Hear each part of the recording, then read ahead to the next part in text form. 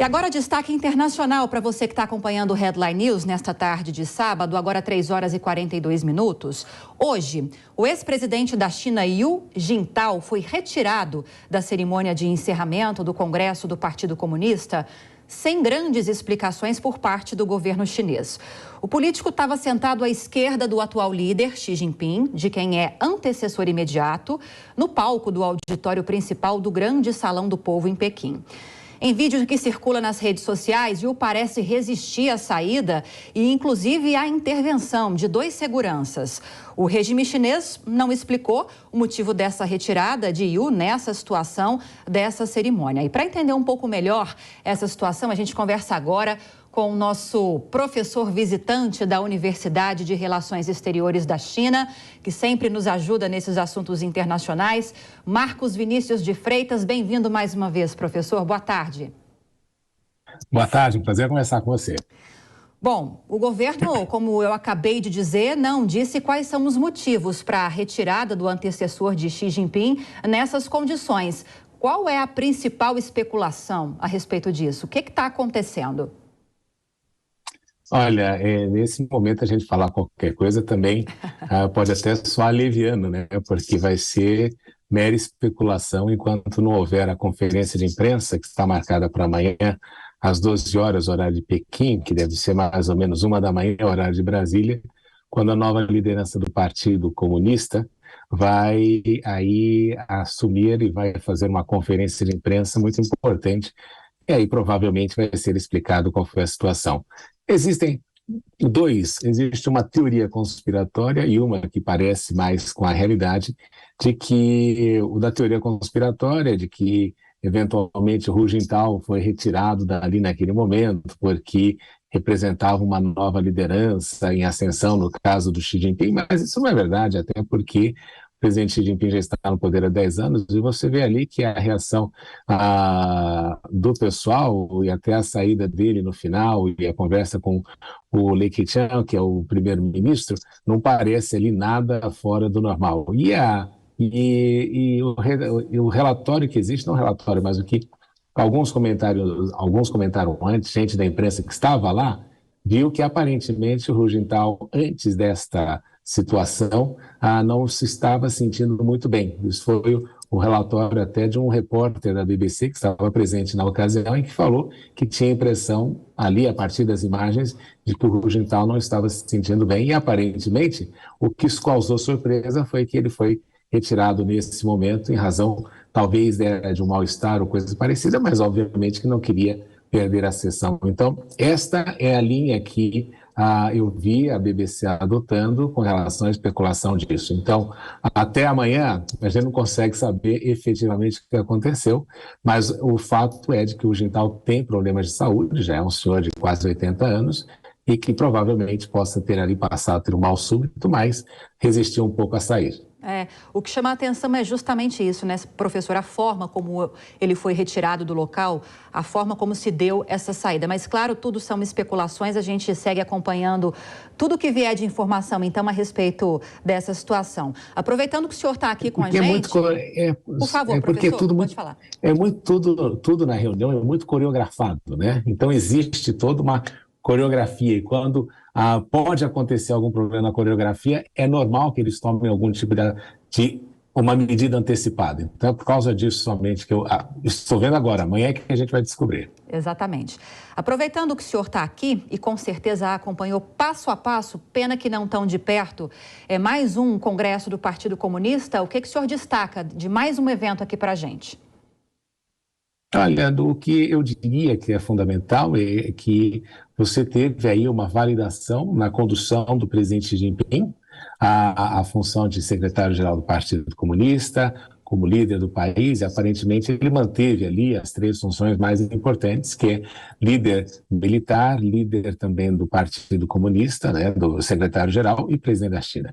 Então, com isso, ele tem o mandato necessário para, nos próximos 5 anos, executar as várias medidas discutidas neste processo e, principalmente, a encampar e a levar adiante aquilo que ele comentou no discurso de abertura dele, que é esse processo de rejuvenescimento que eles chamam da China, no sentido de transformar aí o país numa potência global, a atingir uma renda per capita elevada em 2020, 2049, aliás, quando a República Popular da China completa 100 anos. E, claro, o que causou maior repercussão na comunidade internacional foi o fato de que ele disse que Taiwan, que é um assunto interno da China, há um assunto doméstico da China, e que os chineses não admitiriam a intervenção externa e que poderiam, eventualmente, até utilizar de recursos militares para manter ali a ilha sob a soberania da China, da República Popular da China. Mas ele também fez ali uma avaliação importante dos últimos 10 anos, uma coisa relevante que foi enfatizada, é de que nos últimos 10 anos a China dobrou o seu PIB, e isso foi uma coisa muito importante no sentido de legitimar a ação. Não se falou ainda a respeito de medidas quanto às restrições derivadas do lockdown e da questão da Covid. Existe uma preocupação com relação a isso. Mas você nota já que, mesmo na reunião, existiu uma flexibilização na questão das máscaras. Não é a maior parte do público usou, mas muitos já não usaram tanto quanto se esperava que acontecesse geralmente nessa situação. E você vai notando que a China compreende também que existe um problema global derivado aí da guerra na Ucrânia, que gera um gasto muito grande de energia por parte da Europa, e você sabe que, como a China inicialmente teve um processo de crescimento baseado na exportação, quando as famílias europeias gastam mais energia, eles param de comprar produtos que vêm da China. Então, a China também é afetada pela situação global, pela inflação que existe, e, obviamente, que o presidente Xi Jinping, ao estabelecer as políticas relativas aos próximos anos, precisa aí, num primeiro momento, fortalecer ainda mais o mercado doméstico. Eu queria entrar em mais detalhes, professor, nessa questão de Taiwan, que já se esperava que essa discussão seria levantada durante esse congresso do Partido Comunista, e me chamou a atenção esse destaque que o senhor trouxe de que o governo reforça a possibilidade de uso de recursos militares caso haja alguma tentativa mais ostensiva de independência, inclusive com participação de outras nações, né, dessas forças externas. Como os Estados Unidos, não sei se o senhor acompanhou isso de forma mais abrangente, a Europa, de uma forma mais abrangente também, recebeu essas falas do governo durante esse congresso a respeito de Taiwan? Existe uma postura dúbia, tanto dos europeus quanto dos norte-americanos. Quando a China volta, a República Popular da China assume o papel de China, fundamentalmente, dentro do contexto internacional, no sistema das Nações Unidas, e houve o reconhecimento por parte dos países membros das Nações Unidas, o princípio é de que você tem uma só China, e Taiwan é uma província da China.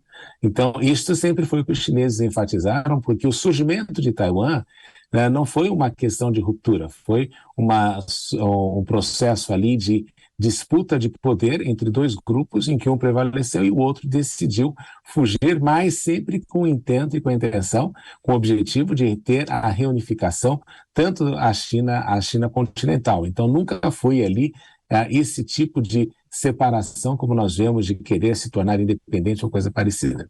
Mas, obviamente, que este é o princípio de uma só China. Só que os Estados Unidos adotam o que eles chamam de política de uma só China, em que existe uma só China e Taiwan é um assunto que precisa ser resolvido eventualmente. E com relação a isso, os norte-americanos têm mantido ali o compromisso de não ter uma embaixada de Taiwan, de não ter altos contatos de governo, uma série de coisas. Só que neste governo Biden e no governo Trump, em razão deste processo de ascensão da China, o governo norte-americano tem sido muito mais assertivo no sentido de querer colocar uma pedra de tropeço ali no processo de desenvolvimento chinês e do seu crescimento econômico. Então, é uma questão local que se transforma num legado da Guerra Fria e uma tentativa de você criar um constante embaraço à China com relação àquilo que ela pode fazer.